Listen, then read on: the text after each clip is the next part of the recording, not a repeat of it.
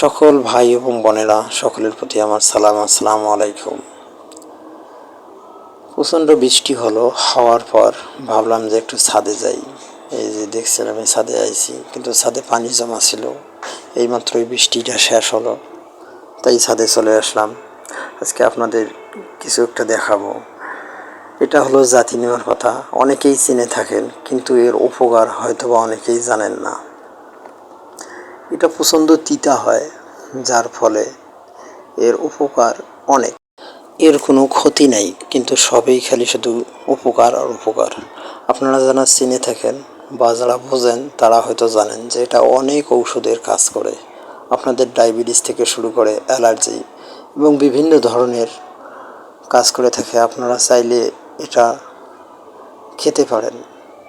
আমি অবশ্যই এগুলো শিলপাট্টা দিয়ে বেটে ছোটো ছোটো বড়ি করে রেখে দিছি। মাঝে মাঝে আমি সকালবেলা এগুলো খাই, যেটা আমার শরীরের জন্য অনেকটাই উপকার। আমি নিজেই এগুলো খাই।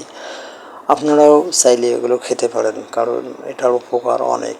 এই জাতনিমের পাত দিয়ে অনেক ঔষধ থেকে শুরু করে অনেক কিছুই ডাক্তারেরা কবিরাজরা বলেন তিতা জাতীয় কিছু খেতে।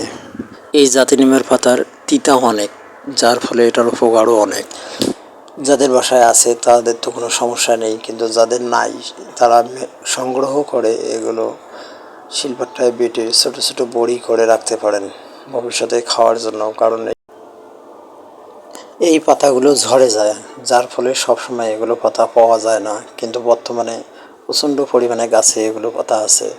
আপনারা এগুলো সংগ্রহ করে শিলপাট্টায় বেটে ছোটো ছোটো বড়ির মতো করে রোদ্রে শুকিয়ে রাখতে পারেন, এটা ভবিষ্যতে খাওয়ার জন্য। কারণ এগুলো আপনারা যদি খেতে পারেন তাহলে বুঝতে পারবেন যে আপনাদের শরীরে কতটাই উপকার হচ্ছে। আমি নিজেই এটার উপকার পাইছি, বিধায় আপনাদের কাছে শেয়ার করলাম। যার ভালো লাগবে সে খেতে পারেন। ধন্যবাদ, সকলেই ভালো থাকবেন।